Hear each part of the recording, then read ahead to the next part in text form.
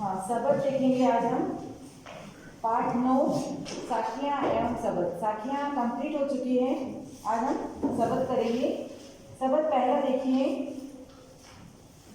शब्द को हम पद भी कहते हैं, ठीक है। मोको कहाँ ढूंढे बंदे, मैं तो तेरे पास में, ना मैं केवल, ना मैं मस्जिद, ना काबे कैलाश में, ना तो कोने क्रिया कर्म में, नहीं योग वैराग में, खोजी होए तो तुरते मिली हो पल भर की तलाश में। कहे कबीर सुनो भाई साधु, सब श्वासों की श्वास में। शब्दार्थ लिखा दिए थे इसके मैंने आपको। हाँ, इसमें देखिए कबीर दास जी ये कहना चाहते हैं कि हम ईश्वर को, मनुष्य ईश्वर को कहाँ कहाँ खोजता है, मंदिर मस्जिद, है ना, सारे तीर्थ स्थानों पर खोजता है। लेकिन ईश्वर कहाँ है? हमारे हृदय में है। यदि हम उससे खोजना चाहते हैं तो वो हमें पल भर में मिल सकता है और वो हमारे हृदय में निवास करता है, ठीक है। चलिए इसका भावार्थ लिख लीजिए। एक बार शुरू की पंक्ति बताओ बेटा। उपयुक्त पंक्ति में कबीरदास जी ने यह बताया है कि मनुष्य व्यर्थ ही इधर उधर चारों मनुष्य ईश्वर को व्यर्थ ही, मनुष्य ईश्वर को व्यर्थ ही इधर उधर चारों तरफ ढूंढता है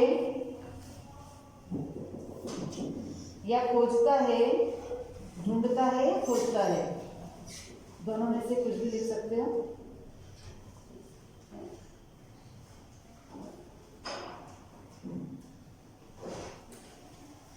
पर ईश्वर तो मनुष्य के हृदय में विराजमान है। पर ईश्वर तो मनुष्य के हृदय में विराजमान है।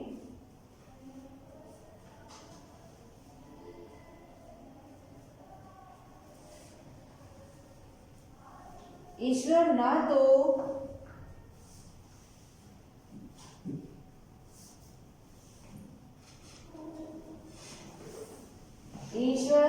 तो मंदिर मस्जिद काबा और कैलाश में है।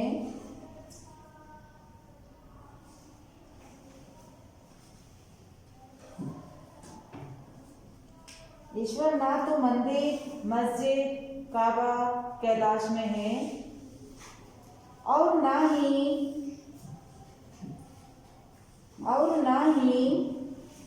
किसी सांसारिक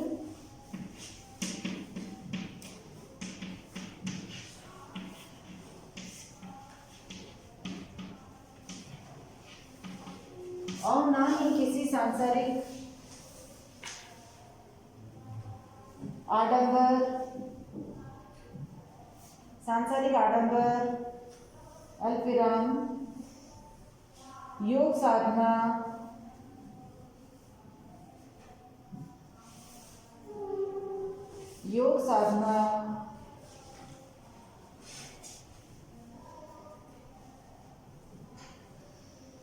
या संन्यास ग्रहण करने पर मिलता है।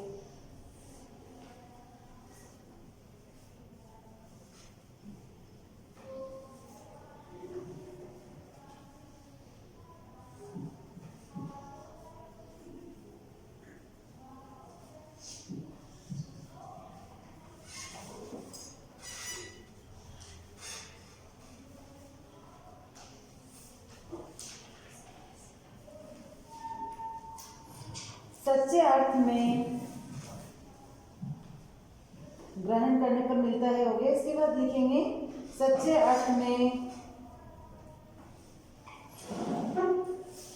ढूंढने वाले को ईश्वर उसके हृदय में ही मिल जाता है।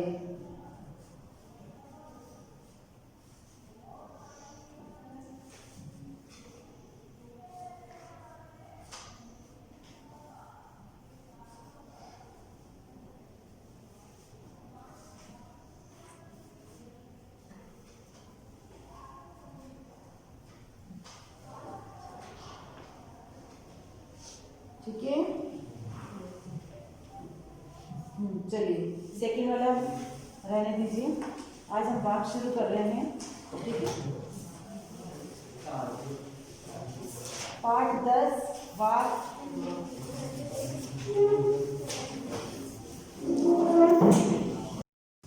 पाठ 10 वाक। इसकी कवित्री है ललज्जर। कवित्री कौन है? ललज्जर। उनका परिचय, वे कश्मीर की, मूलतः कश्मीर की रहने वाली हैं, ठीक है। इनके जीवन के बारे में कोई प्रामाणिक जानकारी नहीं है। इनके जीवन के बारे में हमें कोई भी प्रामाणिक, जिससे हम फिक्स कह सकते हैं कि ऐसा ही है, लेकिन एक अंदाज लगाया गया और उसके हिसाब से बताया जाता है। प्रामाणिक जानकारी नहीं मिलती है, फिर भी एक जो जैसे इनकी रचनाएं रचित हुई और कुछ लोगों से जब जांच पड़ताल की गई तो उसके हिसाब से इनका जन्म सन 1320 ईस्वी के आसपास श्रीनगर के पास स्थित पामपोर के सीमपुरा गांव में हुआ था। कहाँ हुआ था इनका जन्म? पामपोर के पास सीमपुरा गांव में, ठीक है। पामपोर कहाँ है? श्रीनगर के पास, ठीक है। उन्हें लल्लेश्वरी, लला, लल योगेश्वरी, लला रेखा, लला रेखा आदि नामों से भी जाना जाता है, ठीक है। और इनकी मृत्यु सन 1391 ईस्वी के आसपास मानी जाती है, ठीक है। तो चलिए इसके मुख्य बिंदु लिख लीजिए, परिचय लिख लीजिए। कवित्री ललज्जर,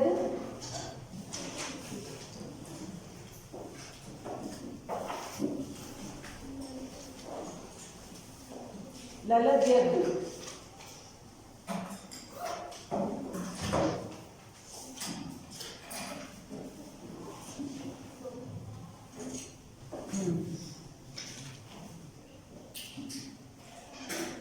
इनका जीवन परिचय,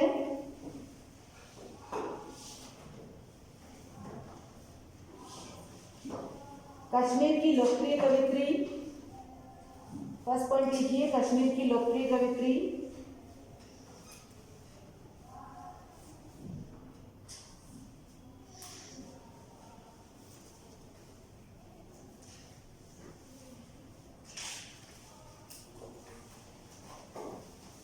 जन्म सन 1320 ईस्वी के आसपास। जन्म सन 1320 ईस्वी के आसपास।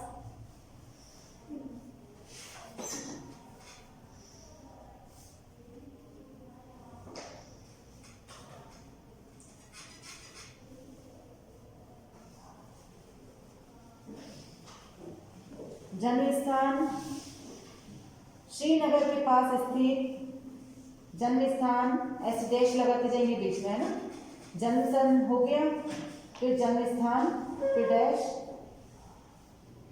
श्रीनगर के पास स्थित पामपोर के सीमपुरा गांव में।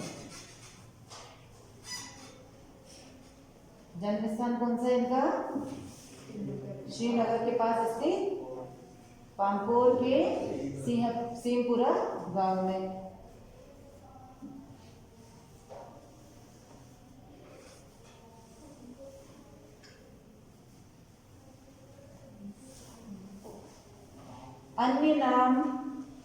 अन्य नाम जो दे रखे हैं बुक में वो लिख लो।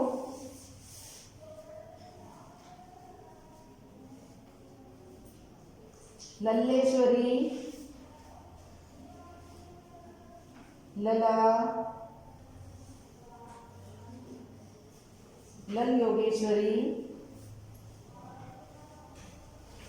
लला रिफा,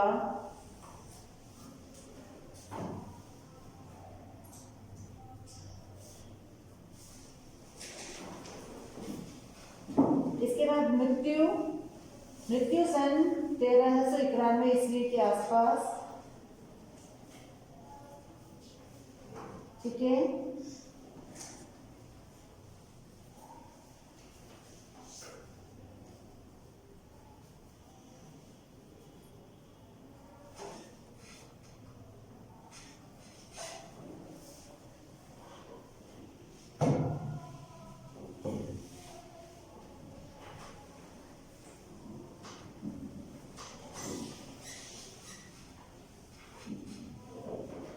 रचनाएं, मृत्यु की लिख लिया, मृत्यु सन। ओके, अब रचनाएं वाक, वाक, वाक, ठीक है। काव्यगत विशेषताएं,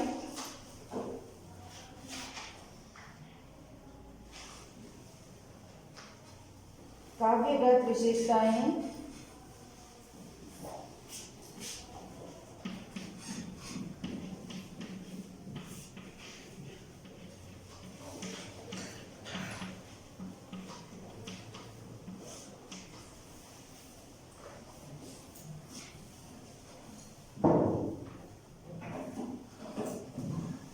देखिए जिस प्रकार अन्य संतों ने भक्तिपूर्ण रचनाएं रची हैं, उसी प्रकार इनकी जो रचनाएं हैं वो भी भक्तिपूर्ण है, ठीक है। तो अन्य संतों की भांति लिखिए, रचनाएं अन्य संतों की भांति भक्तिपूर्ण, अन्य संतों की भांति भक्तिपूर्ण रचनाएं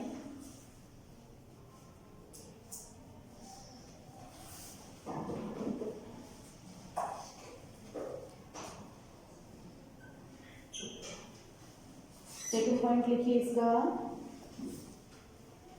जाति, जाति, मत और संप्रदाय, जाति, मत और संप्रदाय के भेदों से ऊपर उठकर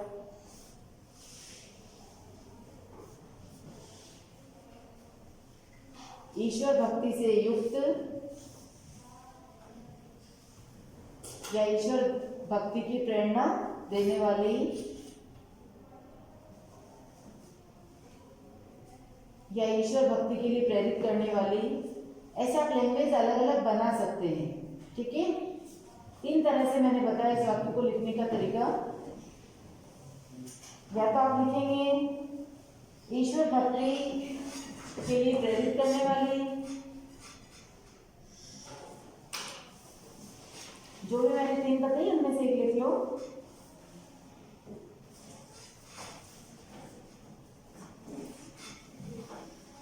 धार्मिक पाखंडों की विरोधी, धार्मिक पाखंडों की विरोधी, ये भी धार्मिक पाखंड जो है उनकी विरोधी रही है।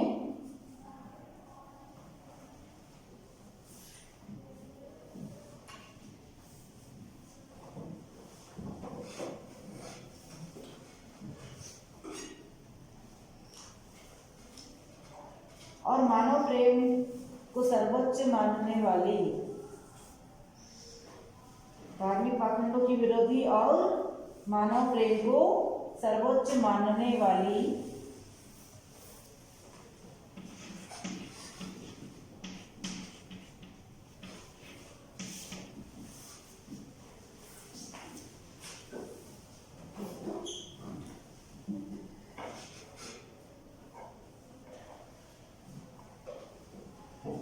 चलिए भाषा शैली लिखिए।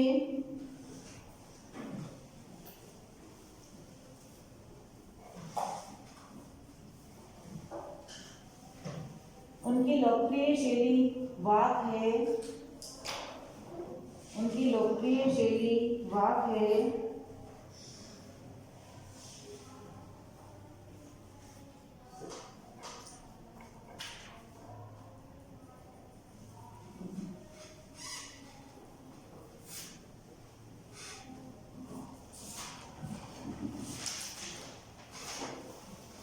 अत्यंत सरल और अकृत्रिम भाषा,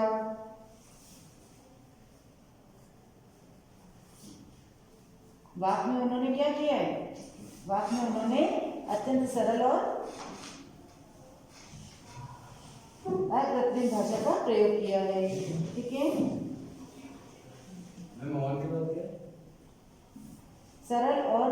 अकृत्रिम, जिसमें बनावटीपन ना हो, अकृत्रिम।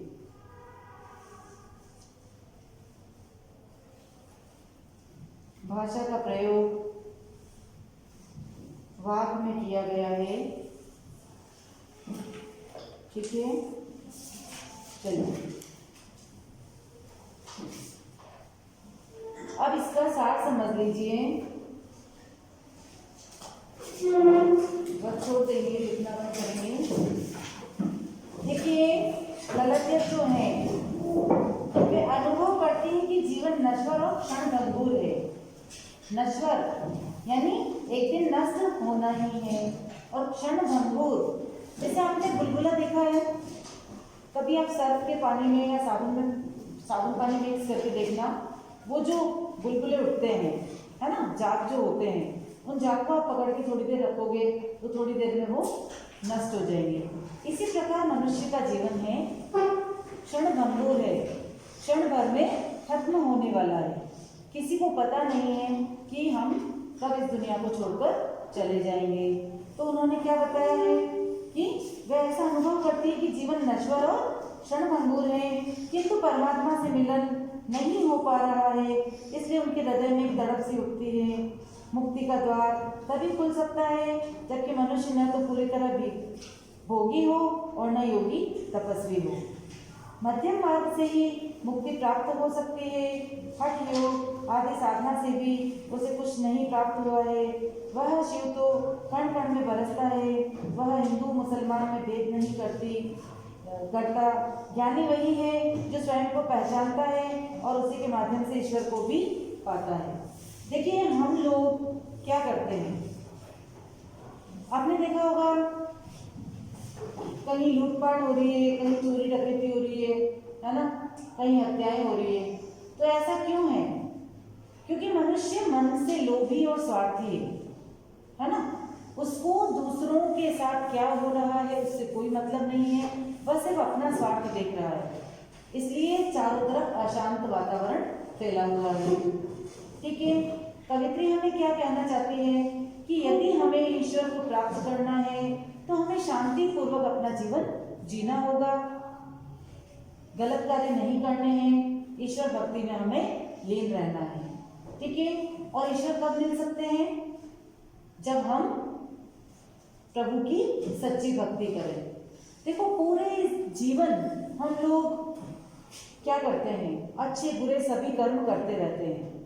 ठीक है, तो कवित्री यही बताना चाह रही है, आगे जो हम इसके वाक्य पढ़ेंगे उनमें यही बताना चाह रही है कि हम अर्थात मनुष्य पूरे जीवन कई तरह के गलत कार्यों में लिप्त रहता है, लेकिन जब वह इस दुनिया को छोड़कर जाता है तो वहां पर क्या जो उतराई ये जो आएगा ना इसमें, वो देखना कि जब वो ईश्वर के पास जाता है तो वहां पर जब उसके कर्मों का लेखा जोखा होता है तो वो ये नहीं बता पाता है कि मैं अब ईश्वर को क्या दूं।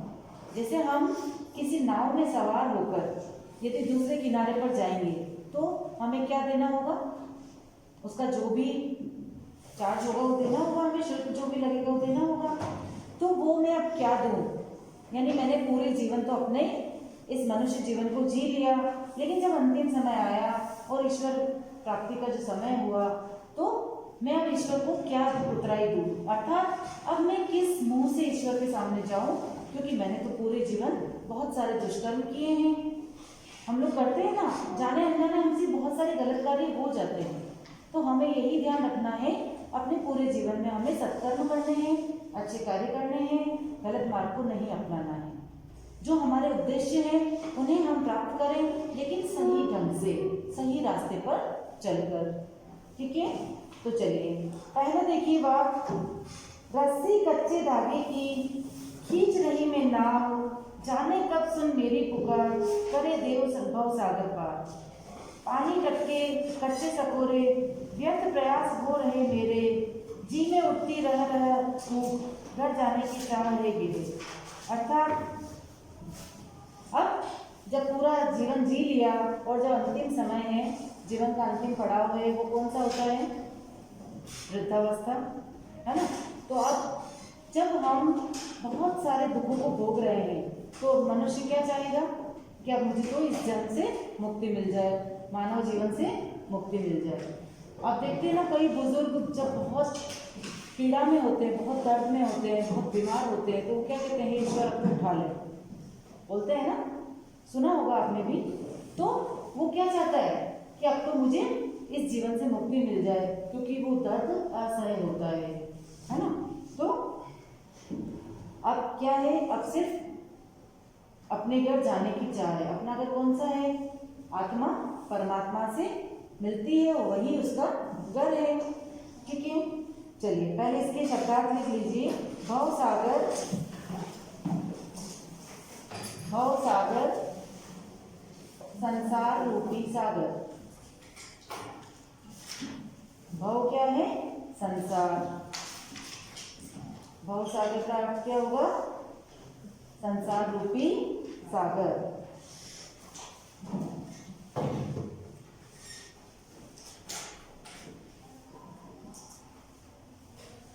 कच्चे सकोरे, सकोरे किसे कहते हैं पहले ये बताइए। Very good. मिट्टी का देखो ना आपने, बर्तन, कुल्हड़ जिन्हें बोलते हैं हम, जिनमें चाय वगैरह भी पीते हैं, दही भी लेते हैं, है ना। अधिकांश तो अभी बीच में बहुत चलने लगे थे। तो हमारा जीवन कैसा है? कच्चे सकोरे के समान है, यानी क्षण भंगुर है। जैसे मिट्टी का बर्तन कब हाथ से छूटते ही टूट जाएगा पता नहीं उसका, थोड़ी सी भी अगर उसको ठोकर लगी तो वह टूट जाता है। इसी प्रकार हमारा जीवन है, क्षणभंगुर है, यानी कब खत्म हो जाएगा हमें नहीं पता। तो कच्चे सकोरे का अर्थ लिखेंगे क्षणभंगुर जीवन।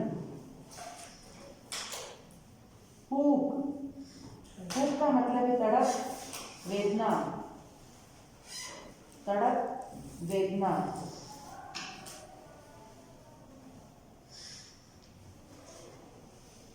अब इसके मैं कुछ प्रश्न लिखवाती हूँ आपको, वो प्रश्न लिख लीजिए, उनके उत्तर फिर लिखवाती हूँ। एक एक प्रश्न और उत्तर हम डिस्कस करते जाएंगे, लिखते जाएंगे, ठीक है।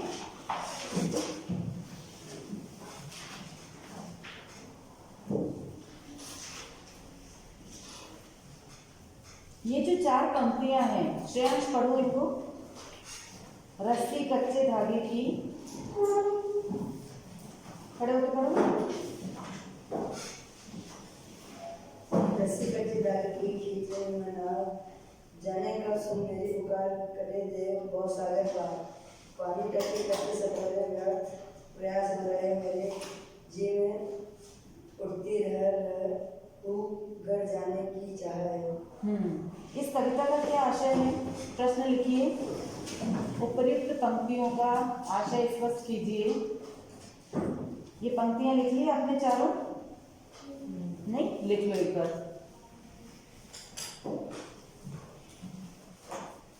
चारों पंक्तियां लिख लो। उसके बाद प्रश्न लिखेंगे पहला, इस कविता का उपर्युक्त पंक्तियों का आशय स्पष्ट कीजिए। हाँ, तो प्रश्न है उपर्युक्त पंक्तियों का आशय स्पष्ट कीजिए। उत्तर लिखिए इसका।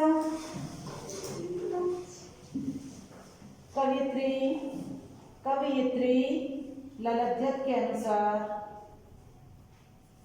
कवयित्री ललभ्यत के अनुसार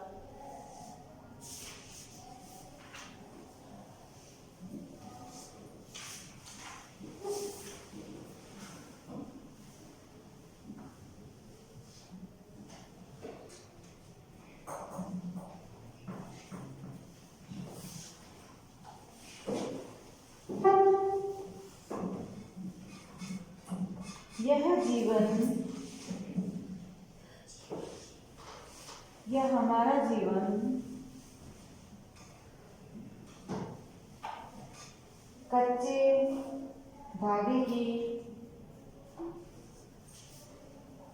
धागे की डोर की तरह नश्वर है। कच्चे धागे की डोर की तरह नश्वर है।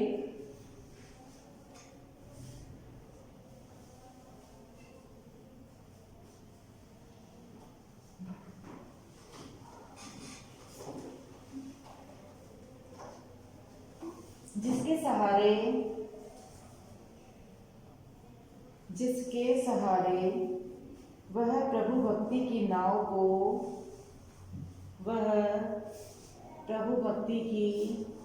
नाव को खे रही है। नाव खेना क्या होता है? चप्पू से आगे बढ़ाते हैं ना नाव को, मतलब चलाना, बढ़ाना, ठीक है। न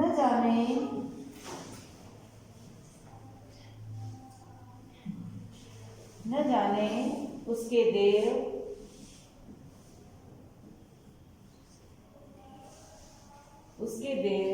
उसकी पुकार कब सुनेंगे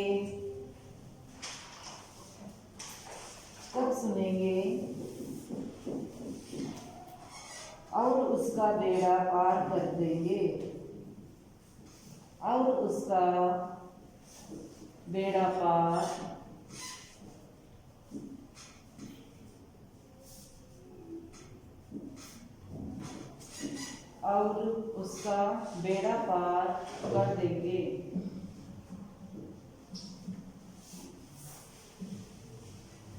बेड़ा पार करने से आप क्या समझ रहे हैं?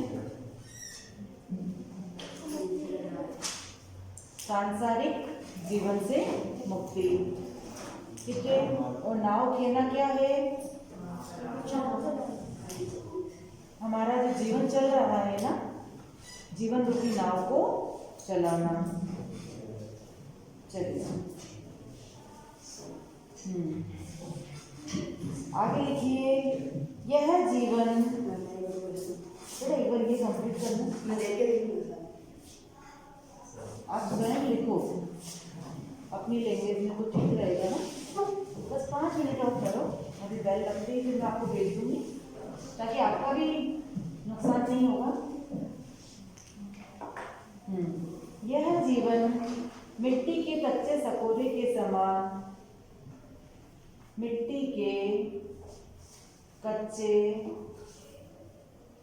के समान, क्षणभंगुर है।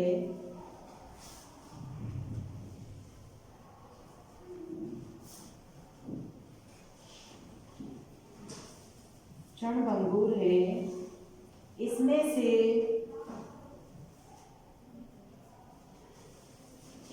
से आयु रूपी जल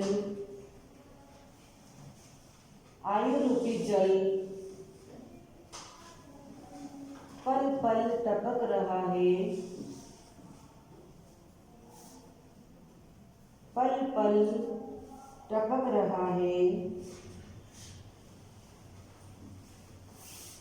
क्या मतलब इसका?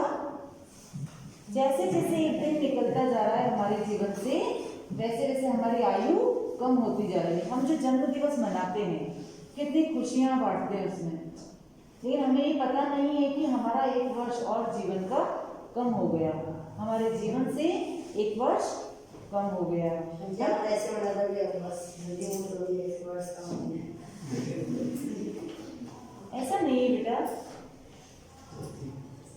देखो जो जीवन है उसमें आपको सकारात्मकता रखनी है और ये सोच के चलना है कि आज ही हमारा अंतिम दिन है जीवन का और हमें आज अच्छे कार्य करने हैं। और हर दिन अगर आप ये दृढ़ संकल्प करते हैं तो हर दिन आपसे अच्छे कार्य ही होंगे, है ना। चलिए आगे देखिए।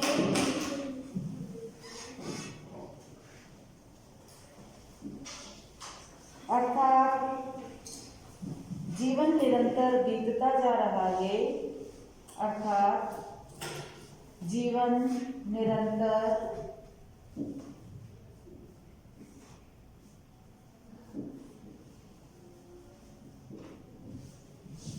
बीतता जा रहा है और मृत्यु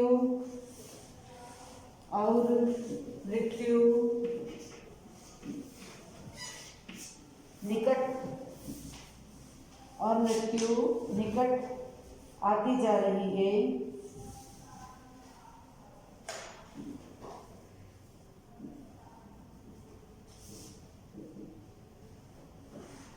प्रभु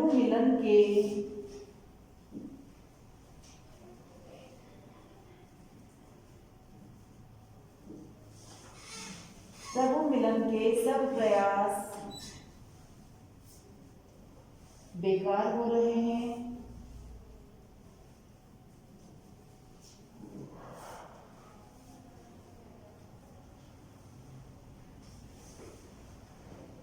प्रभु मिलन के सब प्रयास बेकार हो रहे हैं। उसके हृदय में रह कर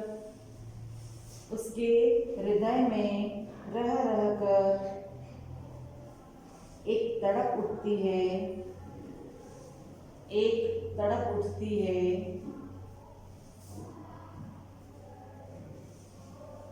कि वह कब अपने प्रभु से मिलेगी।